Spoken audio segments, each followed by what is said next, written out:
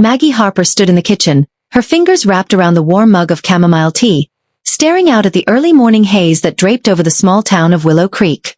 The faint hum of traffic and distant barking dogs were the only sounds breaking the fragile silence. For 38 years, this house had been her sanctuary, the walls echoing laughter, arguments, celebrations, and quiet moments shared with Robert. Now, with him gone, the air felt emptier than it had ever been.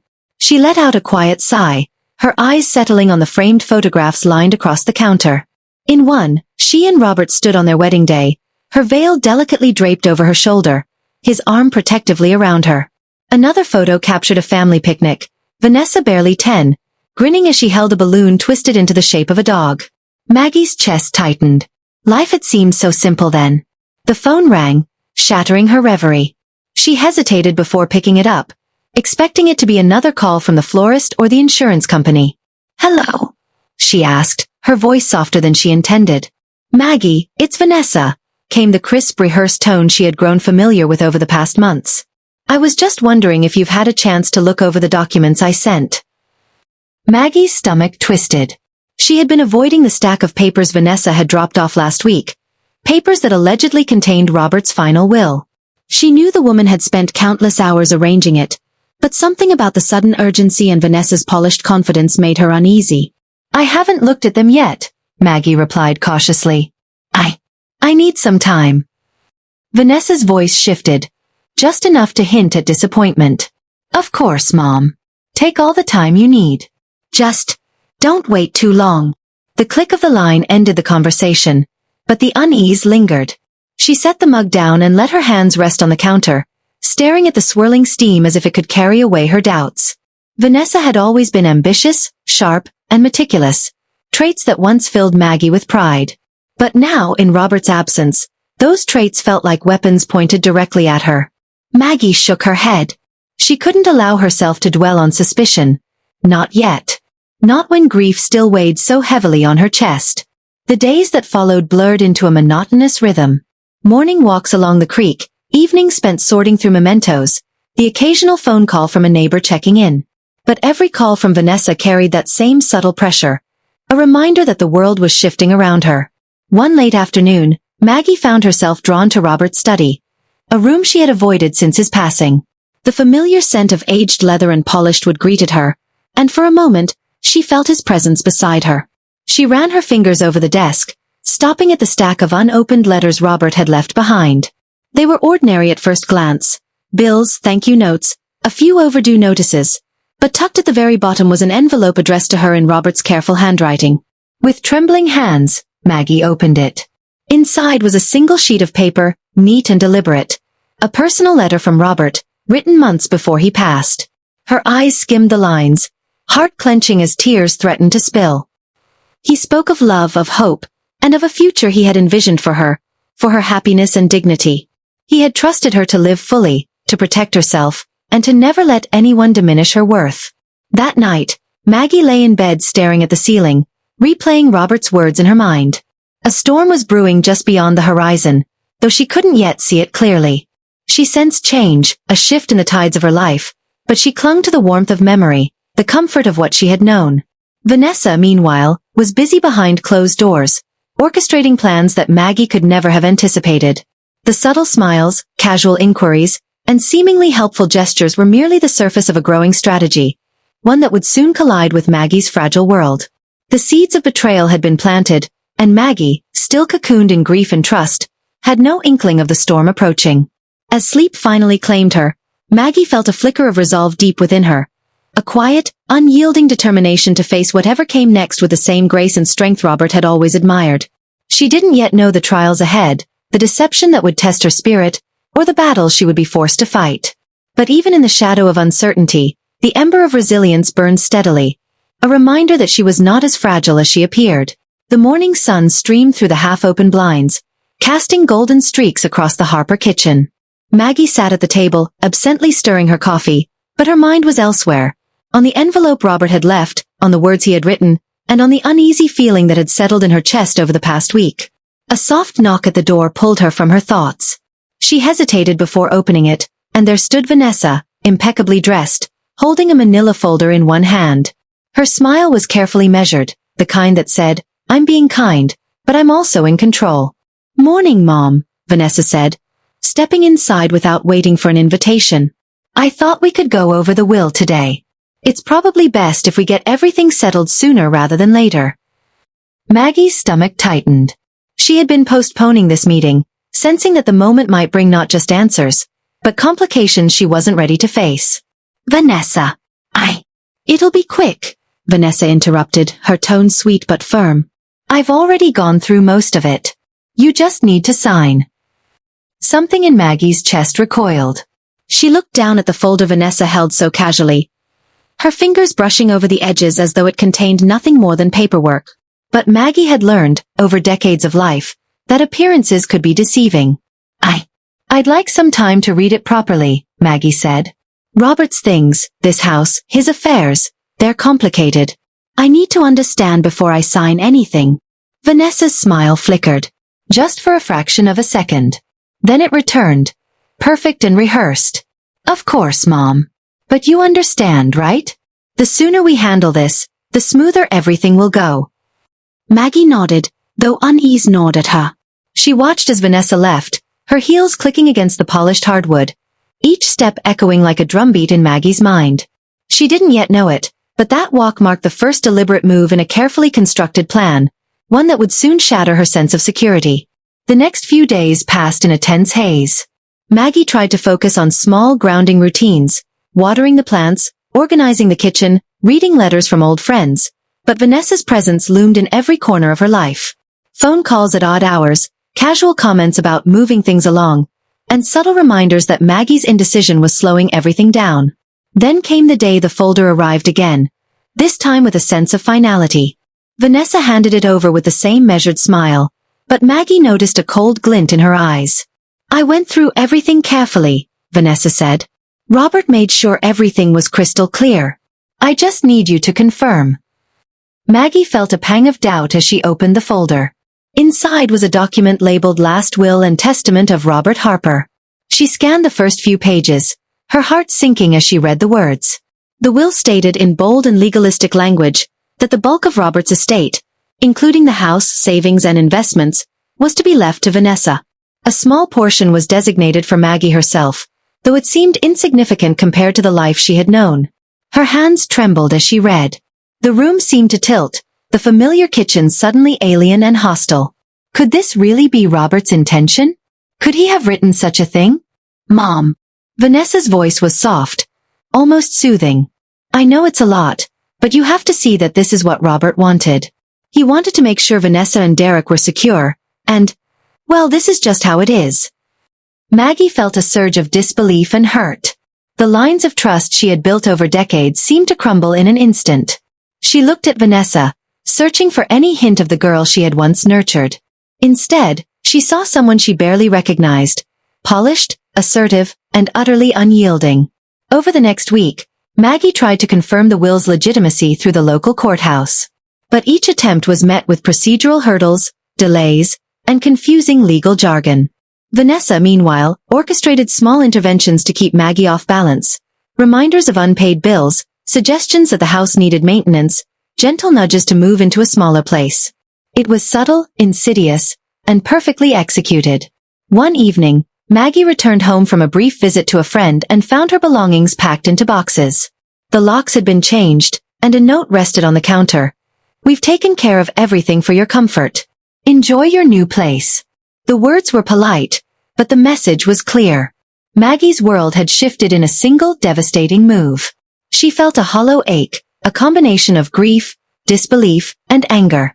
The house she had shared with Robert, the life she had built, the memories that lingered in every corner, it had all been stripped away. She spent that first night in a modest motel, the thin walls amplifying every sound, the fluorescent lighting harsh and unforgiving. The bed was uncomfortable, the pillow too flat, and yet Maggie lay awake, replaying the events over and over in her mind. How could Vanessa, her own daughter, betray her so completely?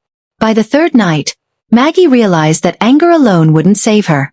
She needed clarity, she needed facts, and she needed help. She remembered Robert's lawyer, Ethan Caldwell, a man she had met briefly during the estate planning process. Ethan had always been kind, patient, and thorough. Qualities that Maggie now desperately needed. The following morning, she made the call. Her voice trembled slightly, but there was an undercurrent of resolve. "Mr. Caldwell, it's Maggie Hopper. I need your help." Ethan's calm voice reassured her. "Of course, Mrs. Hopper. Why don't you come by the office? We can go over everything together." As she hung up, Maggie felt a flicker of hope amid the turmoil. The journey ahead would be long, painful, and filled with revelations she could not yet imagine. But for the first time since Robert's passing, she sensed that the truth, whatever it might be, could still be found. That night, lying in the thin motel bed, Maggie allowed herself a single thought. She would not be defeated. Not by grief, not by betrayal, and certainly not by her own daughter. Somewhere in the shadows, the seeds of resilience had taken root, and they were about to grow into something unshakable. The following morning, Maggie drove through the quiet streets of Willow Creek toward Ethan Caldwell's office. The familiar hum of her car engine was oddly comforting, a steady rhythm against the storm of confusion and betrayal that had enveloped her life. She gripped the steering wheel tightly, trying to steady her thoughts. The reality of what Vanessa had done, the cold efficiency with which she had seized control of the house and finances, still felt surreal. Ethan's office was warm, lined with shelves of law books and framed certificates, a stark contrast to the sterile motel room she had been living in. He greeted her with a calm, reassuring smile, the kind that immediately eased some of her tension. "Mrs. Hopper, I'm glad you called," Ethan said, gesturing for her to sit.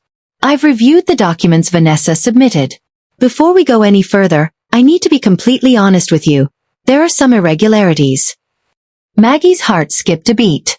"Irregularities?" she echoed, her voice barely above a whisper. "Yes," Ethan continued.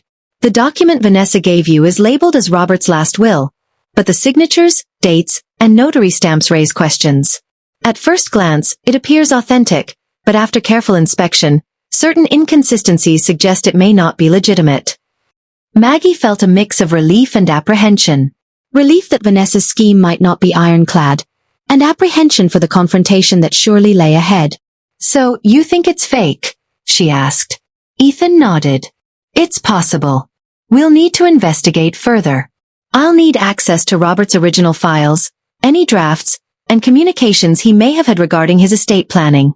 It won't be instantaneous, but we can uncover the truth." For the first time in days, Maggie allowed herself a small flicker of hope. "Thank you, Mr. Caldwell. I don't know what I'd do without your help." "Don't worry, Mrs. Hopper," Ethan replied, leaning back in his chair. "We'll get to the bottom of this." Over the next few weeks, Maggie and Ethan worked methodically, sifting through stacks of letters, emails, and legal drafts that Robert had kept. Maggie discovered notes Robert had written for his own reference, reminders to update certain clauses and ensure his wishes were respected. Each document she held in her hands reinforced what she had suspected. The will Vanessa had presented was not the one Robert had intended. One afternoon, while reviewing a folder labeled Final Estate Drafts, Maggie's eyes widened. Nestled between two unassuming legal forms was the original will, written in Robert's unmistakable handwriting and notarized weeks before his death. It was clear, comprehensive, and left the bulk of the estate, including the house and financial accounts, to Maggie herself. Vanessa and Derek were granted a portion, conditional on their respect and care toward Maggie. Tears welled up as Maggie absorbed the words. Her daughter's betrayal was not just emotional. It was calculated fraud, a manipulation that attempted to strip her of everything she had built and earned. That's it," Maggie whispered. "This is what Robert wanted." Ethan nodded solemnly. "Yes. And now we have grounds to challenge Vanessa's claims. The law is clear. Forgery, fraud, and elder abuse are serious offenses. This document will be key in restoring your rights." With the truth finally in her hands, Maggie felt a renewed sense of purpose. She was no longer a passive observer in her own life. She was a participant, ready to reclaim her home, her inheritance, and her dignity. But Vanessa, of course, was not idle. She had been moving pieces behind the scenes, setting traps and attempting to cover her tracks. Maggie began noticing small, subtle signs. Intercepted phone calls, unfamiliar faces near the house, and cryptic emails referencing Robert's business dealings. It was clear Vanessa and Derek were desperate, and desperation often led to mistakes. Ethan advised caution. "We need to proceed carefully," he said. "Vanessa may try to manipulate the situation further, or even involve others. Any misstep could complicate things. We'll document everything, prepare for legal action, and ensure there's no chance she can claim ignorance." The next step involved confronting Vanessa, but Maggie knew this would not be a simple conversation. Vanessa had always been adept at charm and manipulation, masking her intentions behind a veil of filial duty and concern. Now, that veil would crumble. One morning, Maggie and Ethan arrived at Vanessa's upscale townhouse. Derek opened the door, his expression polite but wary. Vanessa appeared behind him, her smile carefully poised, her eyes calculating. "Mom," Vanessa said, her tone saccharine. "What a surprise. Here to see us." "Yes, Vanessa," Maggie said firmly, her voice steady. "I've reviewed the documents, and I've consulted with Robert's lawyer. We need to discuss the will." Vanessa's smile faltered slightly, though she quickly masked it. I'm sure there's been some misunderstanding. Everything Robert wanted is reflected in the papers I gave you." Maggie shook her head, holding up the original will. "This is the authentic document, Vanessa. This is what Robert intended. And the one you presented, it's not yours to manipulate." For a moment, Vanessa was silent, her composure cracking at the edges. Derek stepped forward, trying to interject, but Maggie raised a hand. "We are done negotiating," she said. "The law is on my side, and I will see this through. I trusted you, Vanessa, and you betrayed that trust. But I will not be silenced or intimidated." Ethan took careful notes, documenting the confrontation for legal purposes. Vanessa and Derek exchanged a brief glance, the weight of exposure settling over them. The power dynamic had shifted, and Maggie could feel it. She was no longer the vulnerable mother. She was a force to be reckoned with, armed with truth and supported by law. As they left the townhouse, Maggie exhaled deeply. The journey was far from over. Legal battles awaited, and there would be painful revelations, but the first step had been taken. For the first time since Robert's death, Maggie felt a sense of control returning, a clarity that allowed her to focus on what mattered most, reclaiming her life. That night, in the modest motel room that had become her temporary refuge, Maggie reflected on the week's events. She was battered, emotionally drained, and yet more determined than ever. She knew that confronting Vanessa and Derek would require courage, patience, and careful planning. But she also knew that the truth was on her side. As sleep came slowly, Maggie held Robert's letter close to her heart. His words had always been a source of comfort, a reminder that love, integrity, and dignity could withstand even the most calculated betrayal. Now those values would guide her through the storm, preparing her to face the deception, manipulation, and legal challenges that lay ahead. Maggie Harper was no longer just a grieving widow. She was a woman ready to fight, not for revenge, but for justice, for truth, and for the life she deserved. The neon sign outside the motel flickered intermittently, casting brief pulses of red and blue across the cracked parking lot.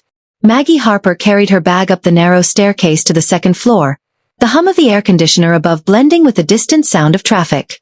For someone who had spent decades in a home filled with warmth, laughter, and the comfort of routine, this place felt alien. The walls were thin, the furniture worn, and the smells stale.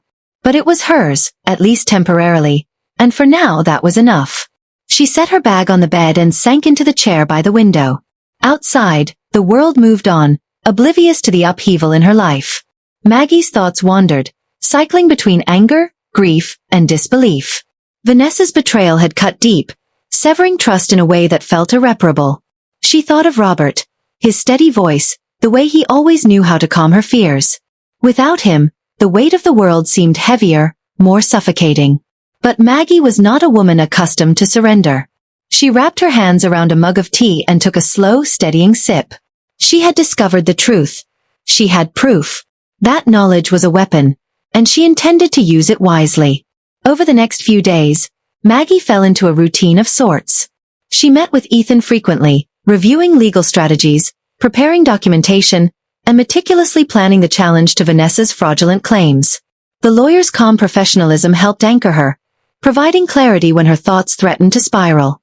Despite the legal progress, the emotional toll was significant.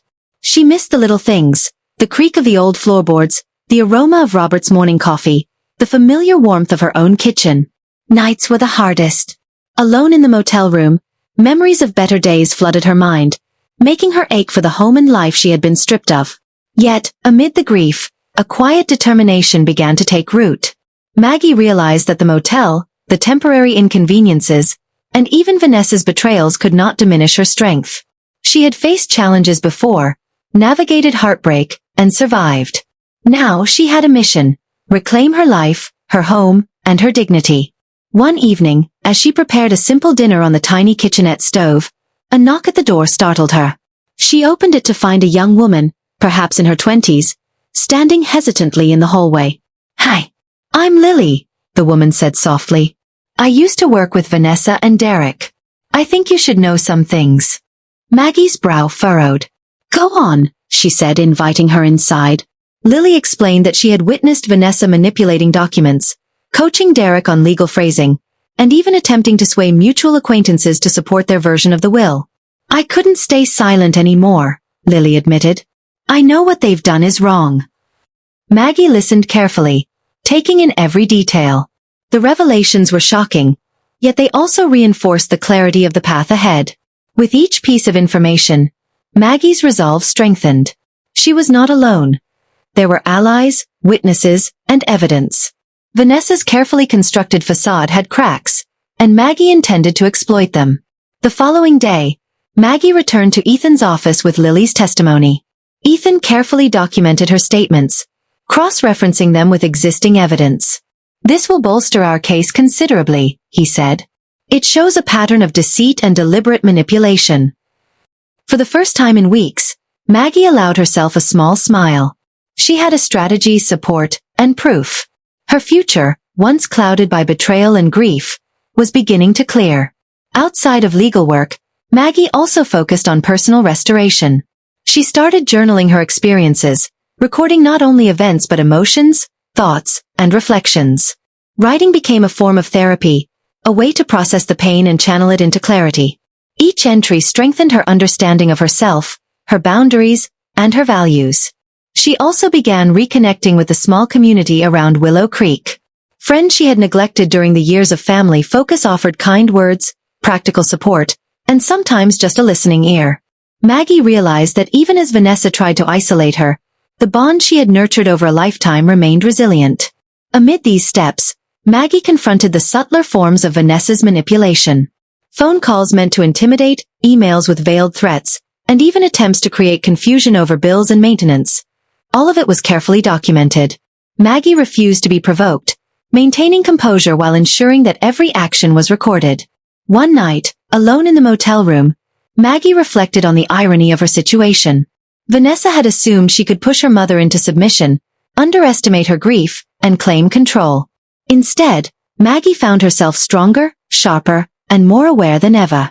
Betrayal had revealed hidden reservoirs of courage, and adversity had sparked a determination that no one, not even her own daughter, could extinguish. Maggie's dreams began to shift, too.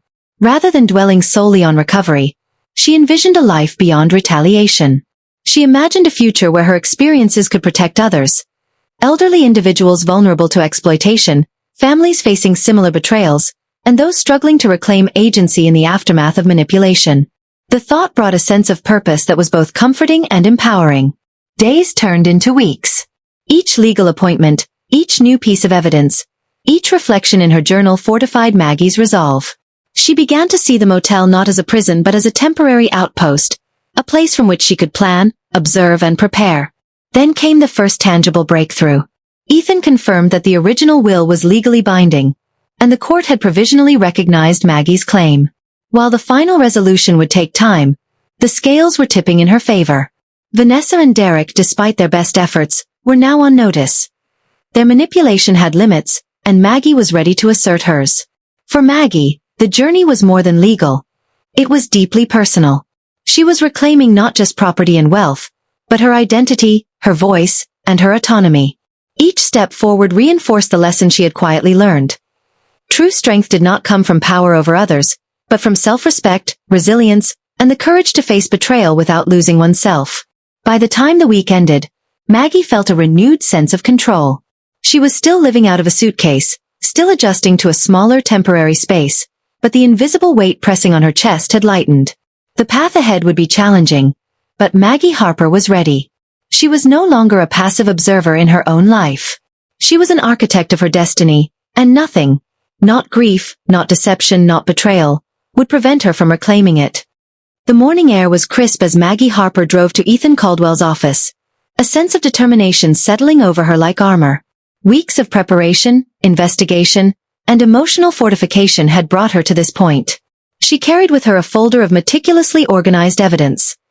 The original will, witness statements, emails, and correspondence that documented Vanessa and Derek's manipulations. For the first time since Robert's death, Maggie felt she was truly in control. Ethan greeted her with a reassuring nod. "Mrs. Harper, today we begin the formal proceedings. The court has agreed to review the evidence, and we've filed a motion to recognize the original will as valid. From this point on, everything Vanessa and Derek do will be carefully monitored." Maggie's pulse quickened. "Are they aware of the filing?" "Yes," Ethan replied. "They've been formally served. Expect resistance, denials, and attempts to intimidate. But with this level of documentation, they have very little room to maneuver." As the days unfolded, Maggie began attending preliminary hearings, accompanied by Ethan. The courtroom was imposing, high ceilings, polished wood, and the low murmur of legal discourse, but Maggie quickly adapted. She listened intently, absorbing every detail, and asked questions whenever she felt uncertain. Her presence alone, calm and unwavering, unsettled Vanessa and Derek more than the legal documents ever could.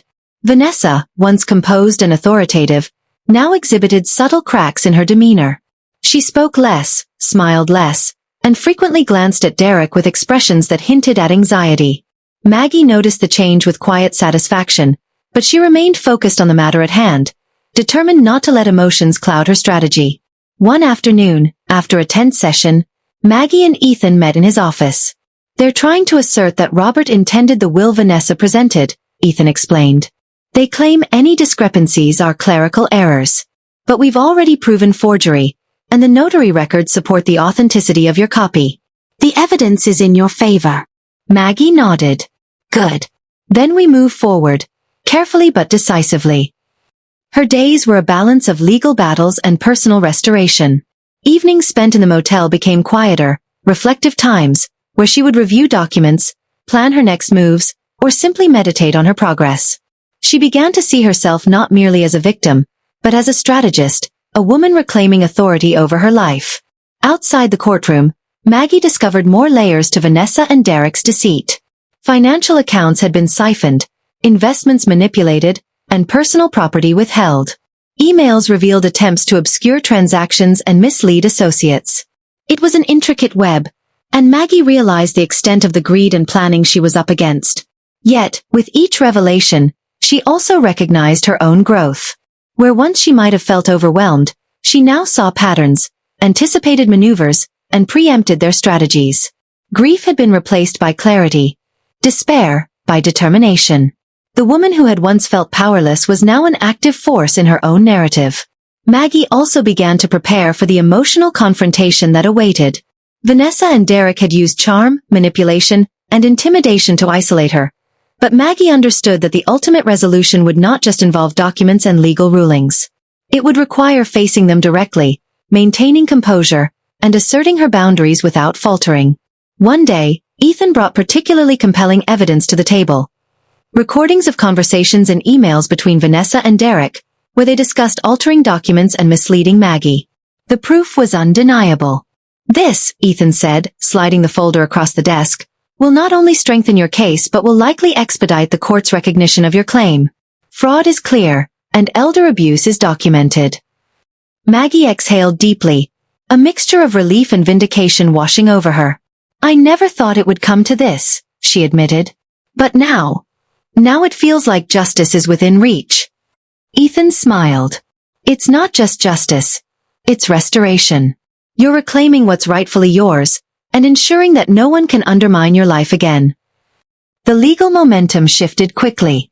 Court hearings became frequent, and Vanessa and Derek found themselves constantly responding to motions, submitting counter-evidence, and attending depositions. Their confident veneer cracked under the pressure, exposing the weaknesses in their schemes. Maggie, meanwhile, remained composed.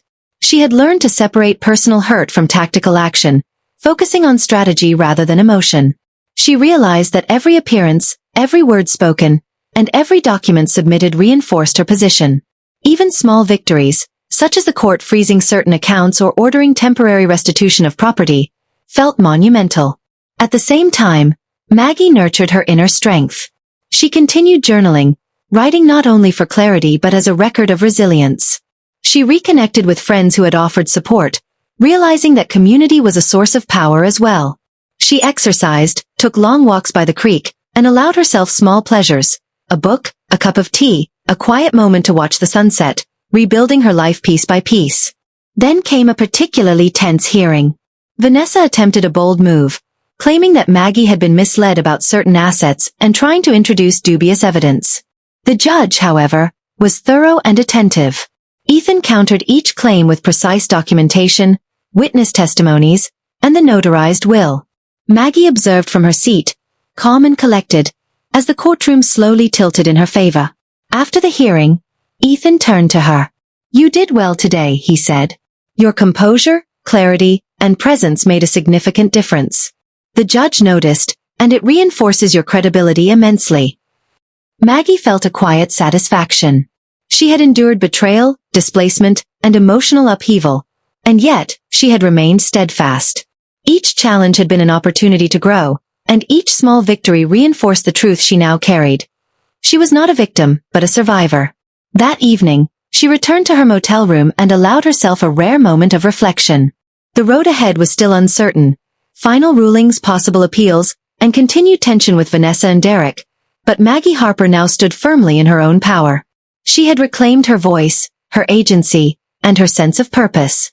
As she sat by the window, watching the stars emerge over Willow Creek, Maggie realized that the legal battle, while crucial, was only part of the journey. The larger victory was the reclamation of self, confidence, dignity, and the knowledge that no betrayal could permanently diminish her. For the first time in months, Maggie smiled genuinely. The court was her battlefield, but she had also reclaimed her inner landscape. The process had been arduous, painful, and at times overwhelming, yet it had forged a resilience she could rely upon for the challenges still to come. Maggie knew the final confrontation with Vanessa and Derek would be inevitable, but she was no longer fearful. She had evidence, allies, legal authority, and most importantly, an unwavering sense of self. Whatever tactics they employed, whatever manipulations they attempted, Maggie Harper was prepared. The journey was far from over, but for the first time, she felt a sense of control, direction, and clarity. The storm that had begun with grief and betrayal was now transforming into a force of restoration. Maggie was not only fighting for her inheritance, she was fighting to reclaim her life, her identity, and the dignity that Vanessa had tried to strip away. And in that moment, as the night settled over the quiet streets, Maggie Harper understood something profound. The true measure of strength is not the absence of hardship, but the ability to rise, step by step, from its shadows. The courthouse was bustling that morning, the low murmur of lawyers, clerks, and onlookers filling the vast chamber. Maggie Harper adjusted the strap of her purse and took a deep breath. Each visit to this building, once intimidating, now felt like stepping into her own arena. She had learned to navigate the corridors of law, armed with truth, patience, and determination. Ethan Caldwell was already waiting with a fresh stack of documents. "We've uncovered more," he said as Maggie approached. Correspondence, hidden bank transfers, and communications between Vanessa and Derek. "It appears they've been attempting to manipulate more than just the will. They've tried to obscure parts of Robert's business dealings to cover their tracks." Maggie's eyes narrowed. "So this goes deeper than I thought." Ethan nodded. "Much deeper. But it's good news in a sense. The more layers they've tried to hide, the more we can expose. And the court takes deliberate deception very seriously." For weeks, Maggie reviewed the evidence, connecting dots she had never noticed before. Emails indicated that Vanessa and Derek had attempted to coerce former associates and employees of Robert's business to provide false statements. Bank statements revealed irregular transfers meant to divert funds into accounts under Derek's control. Even minor details, such as personal notes and memos, showed a deliberate strategy to misrepresent Robert's intentions. It was disheartening, yet empowering. Each discovery validated Maggie's instincts. Each proof of deception strengthened her resolve. Vanessa's carefully constructed facade, polished and intimidating, was beginning to crumble, revealing cracks that had been invisible until now. One afternoon, Maggie received a phone call from Lily, the former employee who had initially confided in her.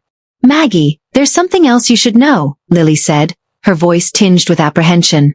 "I found emails suggesting that Vanessa considered using Robert's business dealings as leverage, blackmail, basically, to pressure you or others into compliance." Maggie's stomach sank. The thought of her daughter attempting blackmail, using her late husband's legacy as a weapon, made her feel both angry and saddened. "Thank you, Lily," she replied calmly. "Your information is crucial. Keep everything you have safe. I'll make sure it's part of the legal record." Ethan, upon reviewing Lily's findings, confirmed their significance. "This escalates the situation considerably," he said. "Attempted blackmail, fraud, and elder abuse combined create a compelling case. It also increases the likelihood of immediate legal consequences for Vanessa and Derek." Armed with this new information, Maggie began preparing for a critical court session. She knew that the legal battle was no longer just about reclaiming property. It was about exposing a pattern of deception that could not be ignored. She studied each document, memorized key details, and practiced answering questions clearly and confidently. The day of the hearing arrived. Tension thick in the courtroom. Vanessa and Derek sat together, faces composed but eyes betraying nerves. Maggie entered calmly, her posture erect, carrying only a small folder. She had no intention of being intimidated. The session began with Ethan presenting the newly discovered evidence. Emails, financial records, and witness statements were methodically introduced, each detail carefully documented. The courtroom seemed to shift as the depth of Vanessa and Derek's deception became apparent. Vanessa attempted to interrupt, her voice sharp and defensive, but the judge maintained strict order. Every claim she made was countered with precise evidence. Derek, once confident, now appeared unsettled, glancing repeatedly at Vanessa as if seeking reassurance. Maggie observed quietly, letting the facts speak for themselves. She realized that her own composure, calm, unwavering, and dignified, was as powerful as any document or testimony. Vanessa's attempts to manipulate the situation were faltering in the face of truth and integrity. During a brief recess, Maggie and Ethan reviewed the evidence. "They are running out of options," Ethan said. "The court sees the pattern clearly. Their credibility is deteriorating, and any further deception will only worsen their position." Maggie nodded, feeling a mixture of relief and cautious satisfaction. Each step forward was not just a legal victory, but a personal triumph over betrayal. She had endured manipulation, deceit, and displacement, and emerged stronger, more aware, and resolute. The following week brought even more revelations. Vanessa and Derek had attempted to leverage old business contacts, threatening to withhold payments and manipulate transactions. But each attempt had been documented, traced, and now served as irrefutable proof of intent to defraud and intimidate. Maggie began to understand the scale of her daughter's ambition. Vanessa had not acted impulsively. Every move had been calculated. And yet, in her hubris, she had underestimated Maggie's resilience, the meticulous work of Ethan, and the supporting testimonies of witnesses like Lily. The intricate web Vanessa had spun was unraveling thread by thread. One evening, after a long day of hearings and document reviews, Maggie returned to the motel. She poured herself a cup of tea and sat by the window, watching the streetlights reflect on the wet pavement below. Despite the ongoing tension, a sense of control and clarity had begun to settle within her. She realized that betrayal, while painful, had also illuminated her own strength, intelligence, and capacity for strategy. She reflected on the journey thus far. The grief that had once weighed heavily on her chest had transformed into determination. Fear had been replaced by vigilance. Confusion had been replaced by clarity. And anger, though still present, was now tempered by purpose. She was no longer reacting to Vanessa and Derek's schemes. She was anticipating them, countering them, and reclaiming her life one step at a time. The legal battle, however, was far from over. Vanessa's attempts at deception had triggered scrutiny not just from the court, but from regulatory authorities who began investigating the manipulation of business assets. This development, though unexpected, strengthened Maggie's position further. The truth was emerging in layers, each revelation reinforcing the case she had built with Ethan's guidance. Late that night, Maggie opened her journal and began to write. Today, I realized something important. Strength is not measured by the absence of betrayal, but by how one responds to it.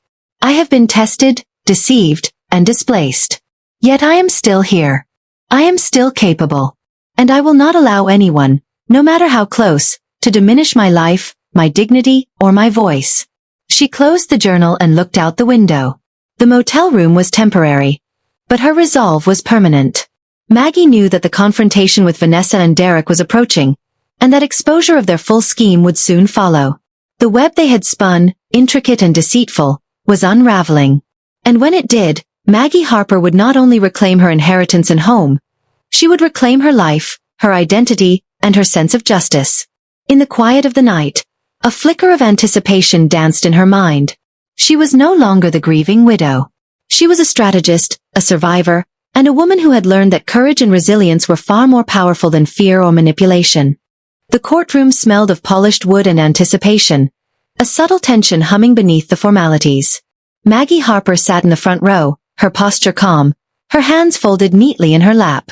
Weeks of hearings, evidence gathering, and preparation had led her to this moment, and she felt a quiet confidence she had not known in months.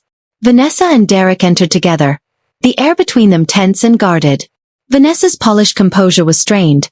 She glanced repeatedly at the documents Ethan had submitted and the judge's watchful eyes. Derek's jaw was tight, his once smug expressions replaced by a forced neutrality. Both seemed aware that their carefully constructed image was eroding.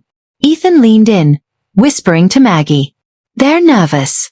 The court is noticing inconsistencies in their statements, and the evidence against them is overwhelming.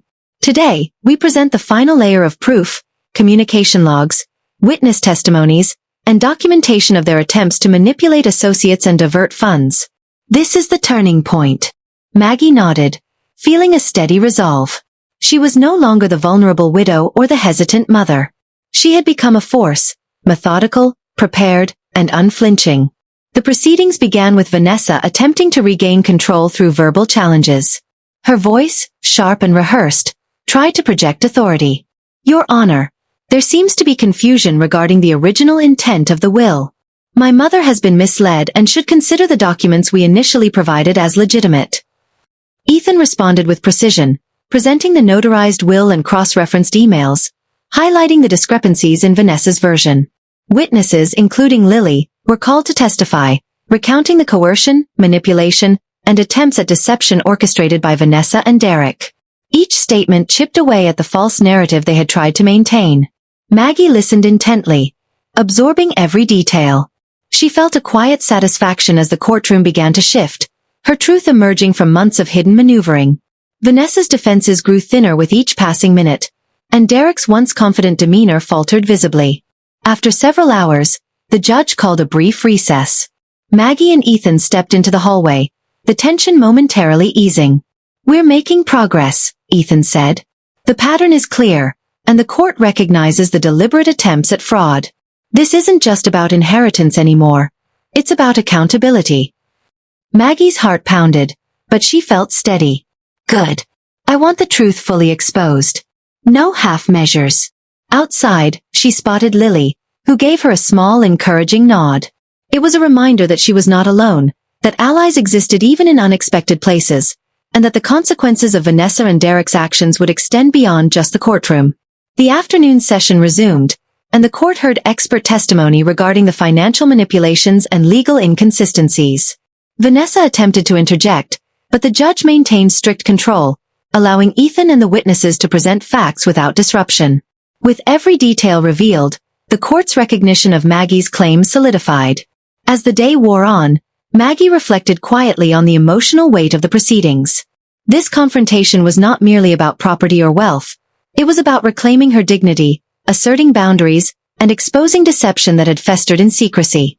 The betrayal had been personal, yet it had now become a matter of public accountability, a lesson in truth prevailing over manipulation.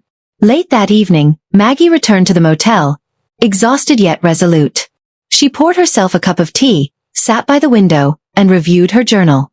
The words she had written over the past weeks told a story of resilience, of endurance, and of careful strategizing. Each entry reflected her journey from grief and confusion to clarity and action. The following morning brought unexpected news. A call from Ethan revealed that additional investigations had begun, prompted by the evidence of attempted blackmail and financial deception. Authorities were examining the scope of Vanessa and Derek's actions beyond the immediate estate, which could result in further legal consequences. Maggie's pulse quickened. "So this isn't just about the house anymore?" she asked. "No," Ethan replied. "The authorities are treating this as a comprehensive case of fraud and elder abuse. Vanessa and Derek may face criminal charges. Your preparation and documentation have been crucial in triggering these investigations." The realization filled Maggie with a quiet vindication. Vanessa had assumed control could be achieved through manipulation, coercion, and secrecy. Instead, every calculated move had provided more evidence of wrongdoing. The very web Vanessa had spun now ensnared her. Over the next few days, Maggie continued attending hearings, carefully observing every detail. Vanessa's confidence deteriorated further, and Derek's attempts to intervene became increasingly awkward and ineffective. Their strategy, once intricate and controlling, was now unraveling under scrutiny. Maggie's personal growth became as evident as her legal victories. She no longer allowed fear or grief to dominate her thoughts. She made time for small rituals, morning walks, journaling, brief phone calls to supportive friends, and these moments reinforced her emotional equilibrium. Each act of self-care became a declaration of autonomy, a subtle but powerful counter to the attempts at control by her daughter and son-in-law. One evening, Ethan called Maggie with a significant update. "The court is preparing a preliminary ruling," he said. "The evidence overwhelmingly supports your claim, and Vanessa and Derek's fraudulent attempts are being officially noted. This may expedite the restitution of your property and assets." Maggie allowed herself a rare smile. The storm was far from over, but for the first time, she saw a tangible path to resolution. She understood that the journey had been about more than recovering material possessions. It had been about reclaiming her life, her identity, and the principles Robert had instilled in her. In the following hearings, Maggie maintained a poised presence. She did not gloat, did not allow bitterness to seep into her words. Instead, she spoke clearly when required, observed carefully, and let the facts, evidence, and legal arguments carry the weight of judgment. This composed approach contrasted sharply with Vanessa's increasingly defensive posture, highlighting the contrast between integrity and deception. By the end of Part 7, the courtroom had become a theater of exposure. Vanessa's machinations, Derek's complicity, and the scope of their fraudulent actions were laid bare. Maggie Harper, once the passive victim of betrayal, had transformed into a figure of resilience and authority. Her presence, actions, and meticulous preparation ensured that truth and justice were no longer abstract concepts. They were inevitable outcomes. That night, back in her modest motel room, Maggie reflected on the transformation she had undergone. Grief had been a teacher, betrayal a harsh but necessary catalyst, and adversity a forge for strength and clarity. The confrontation with Vanessa and Derek had not only revealed the depth of their deception but had also illuminated Maggie's capacity for courage, strategy, and unwavering integrity. As she closed her journal, Maggie knew the final battle was near. The evidence was overwhelming, the court was aware of the deception, and Vanessa and Derek's position was fragile. Maggie Harper, fortified by truth, resilience, and self-respect, was ready for the conclusion of a journey that had begun with loss and betrayal but would end with reclamation and justice. The sun had barely risen over Willow Creek when Maggie Harper stepped out of her motel room, inhaling the crisp morning air with a renewed sense of purpose. The past weeks had been a whirlwind of legal strategy, revelations, and emotional growth, and now the first tangible victories were within reach. The courthouse had acknowledged the overwhelming evidence of Vanessa and Derek's deception, and preliminary rulings were beginning to restore Maggie's control over her assets. Ethan Caldwell met her at the entrance, a folder in hand. "The court has issued temporary restitution orders," he said, his tone measured but encouraging. "Your home, several accounts, and other assets are now under your control pending final judgment. Vanessa and Derek are required to comply immediately." Maggie's chest tightened, not with fear, but with a combination of relief and validation. After weeks of betrayal and manipulation, she was beginning to see the tangible fruits of her resilience. The house, her sanctuary and the site of so many memories, would soon be hers again. Driving to her property, Maggie noticed the subtle changes that Vanessa and Derek had attempted to make. New locks, minor rearrangements, and small signs of neglect. Yet, none of it could diminish the truth. The home still belonged to her. She stepped inside cautiously, taking in the familiar scent of polished wood, sunlight streaming through the windows, and the faint echoes of laughter from years past. Each room she walked through reminded her of the life she had built, and the life she was reclaiming. Ethan followed closely, reviewing legal documents and ensuring compliance with the restitution orders. "Everything here is now legally recognized as yours," he said. "Vanessa and Derek have no authority to interfere." Maggie nodded, feeling a sense of justice settling over her like a protective shield. The restitution was more than legal. It was symbolic. Each step she took inside her home was a reclamation of dignity, of memory, and of agency. While Maggie focused on reclaiming her property, the legal process continued against Vanessa and Derek. Court-appointed investigators were now examining every aspect of their financial manipulations, blackmail attempts, and fraudulent actions. The evidence was mounting, and the courtroom dynamics were increasingly in Maggie's favor. Despite these victories, Maggie remained cautious. She knew that Vanessa and Derek, in their desperation, could attempt last-minute tactics to undermine her position. She maintained meticulous documentation of every action, ensured witnesses were prepared, and collaborated closely with Ethan to anticipate any manipulative attempts. Meanwhile, Maggie's personal growth was becoming more pronounced. She began renovating the home, not just restoring it physically but reclaiming it emotionally. Every brushstroke, every rearranged piece of furniture, symbolized her authority and control. It was a slow but satisfying process, allowing her to reconnect with a space that had been stolen from her, and to assert that it was once again hers.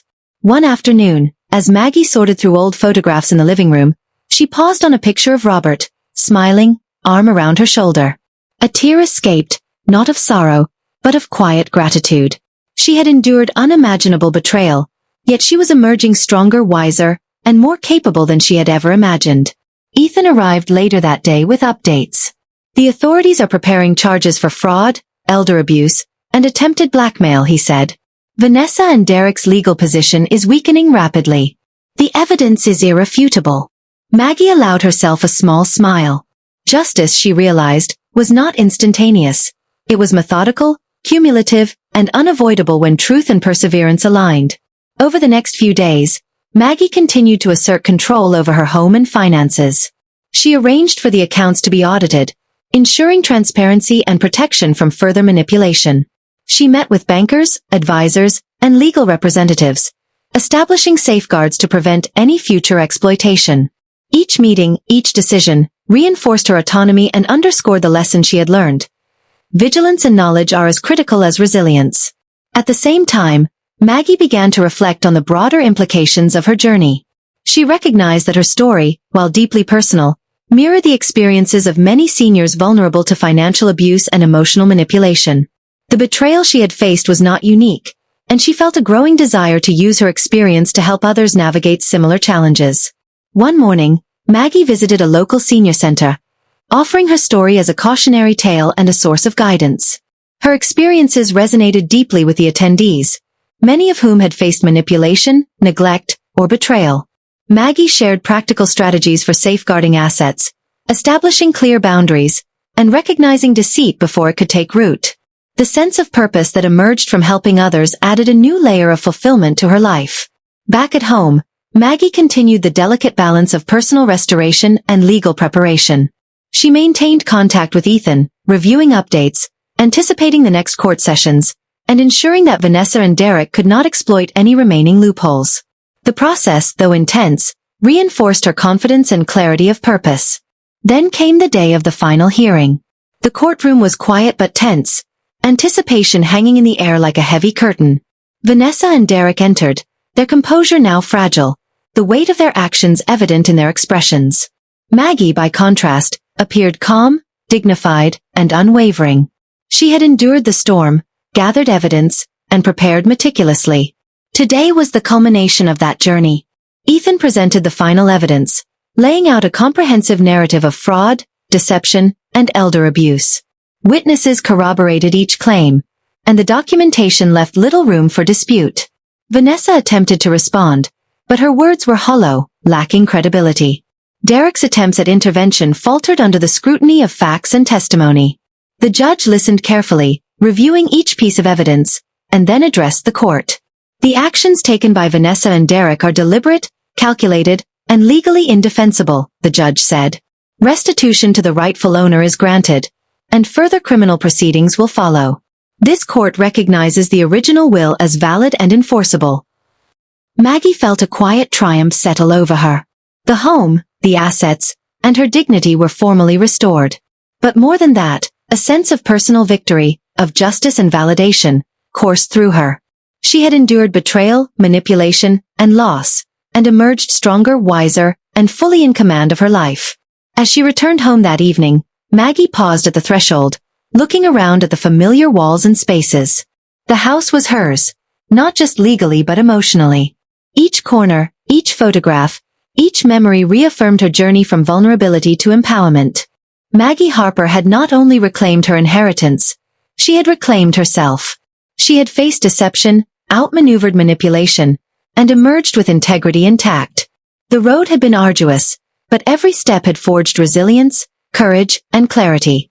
That night, as she sat in her favorite chair, a cup of tea in hand, Maggie reflected on the journey. She had faced betrayal from the person she trusted most, endured displacement, and navigated complex legal and emotional challenges. Yet, through patience, strategy, and unwavering adherence to truth, she had restored not only her assets but her sense of self-worth. And in that quiet moment, Maggie knew she was ready for the next chapter. Not just as a survivor, but as a woman empowered to protect, guide, and inspire others who might face similar trials.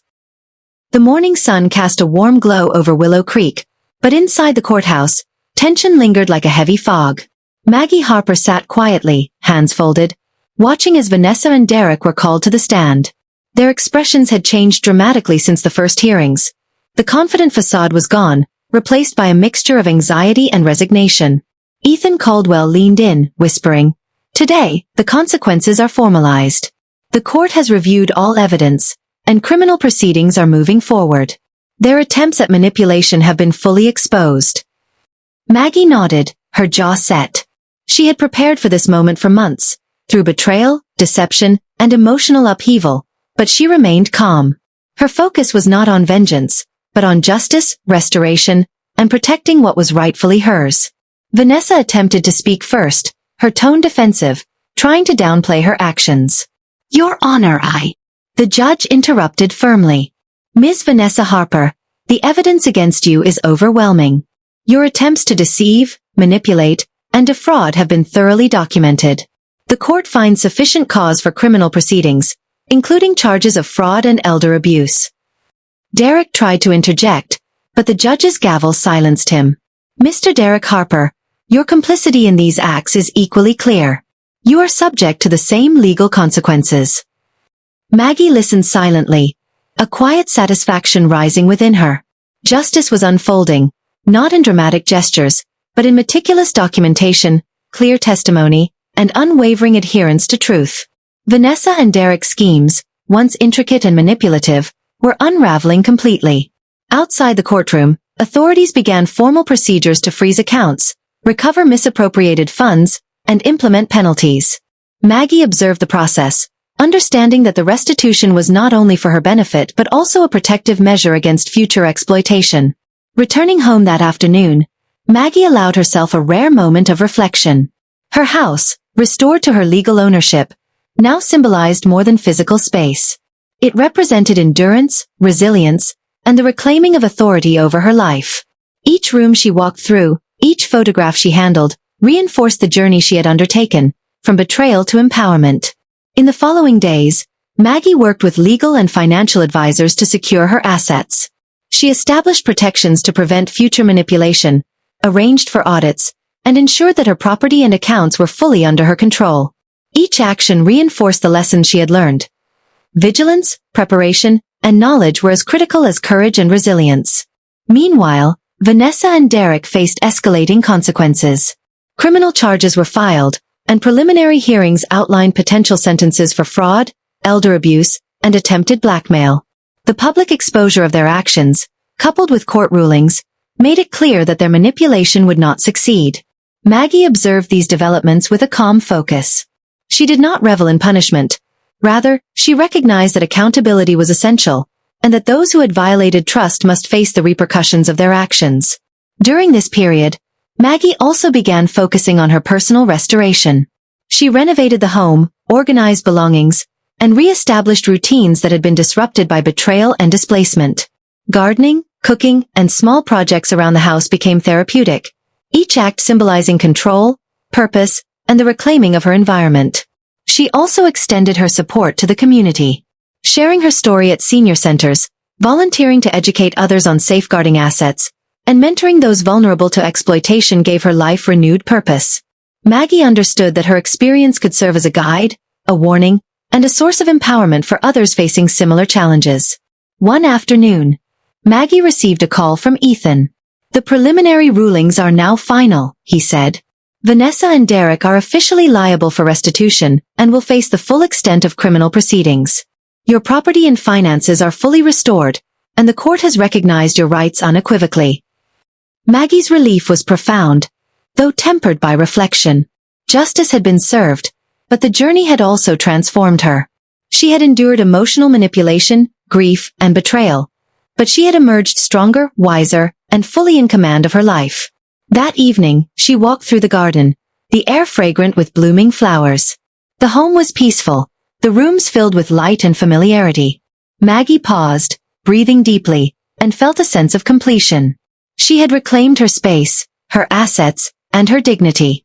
She had faced deception, confronted betrayal, and emerged resilient and empowered. In the following weeks, as the legal proceedings against Vanessa and Derek progressed, Maggie continued her focus on personal and community restoration. She created programs to help others understand the signs of elder abuse, deception, and financial manipulation. Her own experiences provided a foundation for empathy, guidance, and advocacy. Through it all, Maggie maintained a balance between vigilance and life's quiet pleasures. She enjoyed morning walks, gardening, reading, and reconnecting with friends she had neglected during years of family focus. Each day reinforced that life, though fragile and unpredictable, could be rebuilt with care, intention, and strength. Eventually, the legal outcomes were finalized. Vanessa and Derek were sentenced to serve time for fraud and elder abuse, and restitution measures ensured Maggie's full recovery of assets. The ordeal, while harrowing, had been resolved with clarity and fairness. Maggie Harper, once a grieving widow manipulated by the person she trusted most, now stood as a symbol of resilience, courage, and dignity. She had navigated betrayal, deception, and loss, emerging with her life, property, and self-respect intact. One quiet evening, Maggie sat in her favorite chair, journal open on her lap. She reflected on the journey, not just the legal victories, but the personal transformation.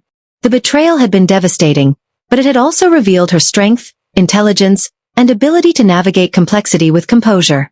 She wrote, "I have learned that strength is not the absence of betrayal, but the courage to face it, to document it, and to respond with clarity and dignity.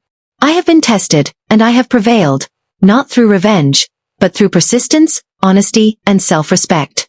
Closing the journal, Maggie felt a deep sense of peace. The storm had passed, and she had weathered it with integrity. Her home, her assets, and her sense of self were fully restored. More importantly, she had discovered a new purpose: to protect, guide, and inspire others who might face similar trials. Maggie Harper had reclaimed her life.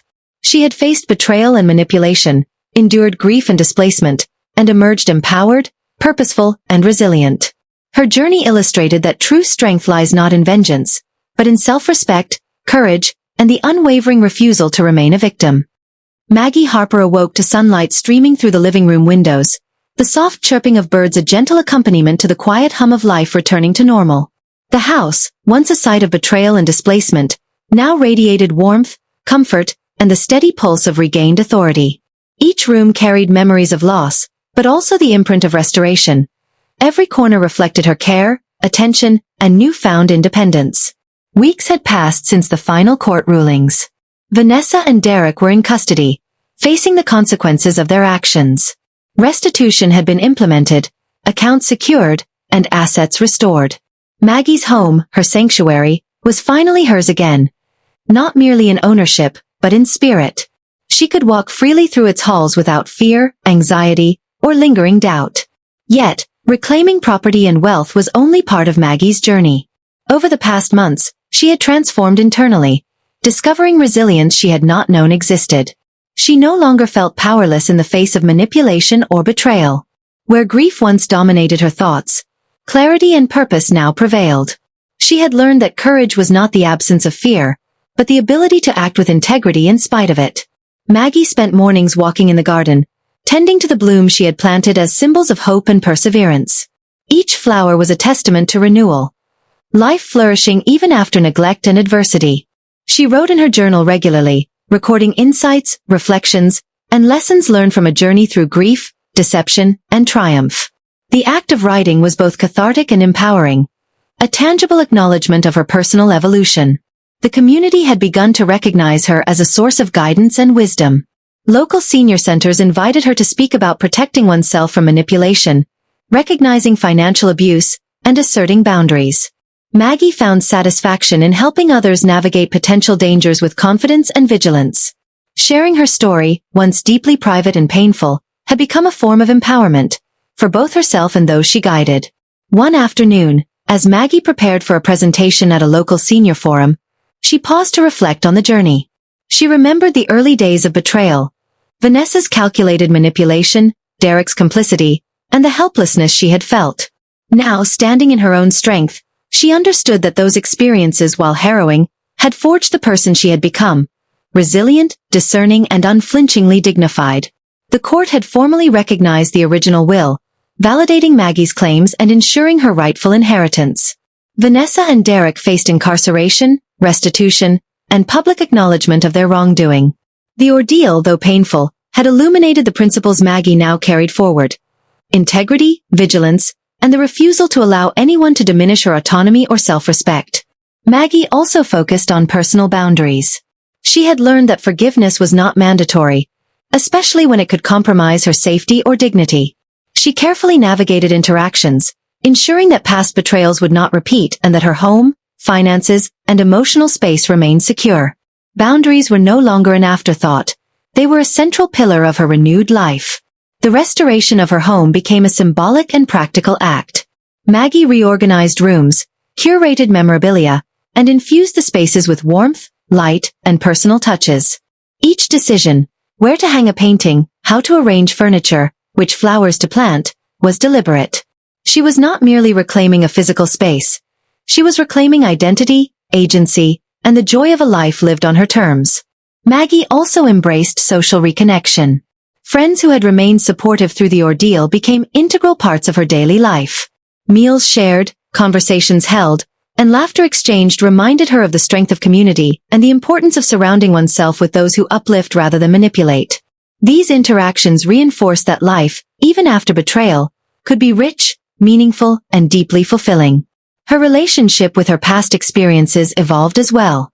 Maggie acknowledged the grief, anger, and disappointment that had accompanied Vanessa's betrayal, but she no longer allowed those emotions to dominate her. Instead, she framed the journey as a teacher, offering lessons in resilience, observation, and emotional intelligence. Each challenge she had faced became a stepping stone, guiding her toward a life of clarity, empowerment, and purpose. As months passed, Maggie continued to expand her advocacy work. She collaborated with local organizations, contributed to informational guides on elder protection, and participated in community workshops. Her message was clear: knowledge, preparation, and self-respect are critical tools in protecting oneself from exploitation. By sharing her experiences, Maggie transformed her personal ordeal into a source of education and inspiration for others. One quiet evening, Maggie sat in the living room, sipping tea and watching the sunset paint the sky in warm hues. The house was peaceful, the garden thriving, and her sense of self fully restored. She reflected on the journey, how a grieving widow, initially overwhelmed by betrayal, had evolved into a woman of strategic thought, resilience, and unwavering dignity. She closed her journal and looked out the window, a smile touching her lips. I have learned, she thought, that strength is not about revenge, but about reclaiming oneself, mind, body, and spirit. Power lies in courage, self-respect, and the ability to rise from adversity stronger than before. Maggie knew the future held challenges, as it always would, but she also knew that she was equipped to meet them. The lessons of betrayal, the triumphs of legal and personal restoration, and the deep understanding of her own resilience had prepared her for whatever lay ahead.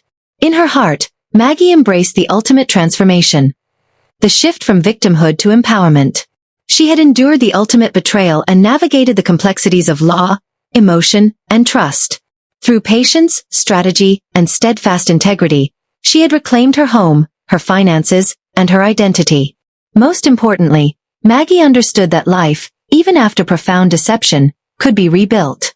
The journey had taught her that dignity, courage, and clarity were far more powerful than anger or revenge. By choosing to act with integrity, assert boundaries, and cultivate resilience, she had not only restored her own life but had illuminated a path for others to follow. As the sun dipped below the horizon, casting long golden shadows across the living room, Maggie Harper felt a sense of completion. The house was hers, the past acknowledged, and the future full of promise. She had faced betrayal, endured manipulation, and navigated complex legal and emotional terrain. And now, she stood as a testament to the power of self-respect, courage, and unwavering determination. Maggie Harper had not only reclaimed her life, she had transformed it. She was empowered, purposeful, and resolute, ready to face whatever the world offered, with dignity intact and a clear sense of vision.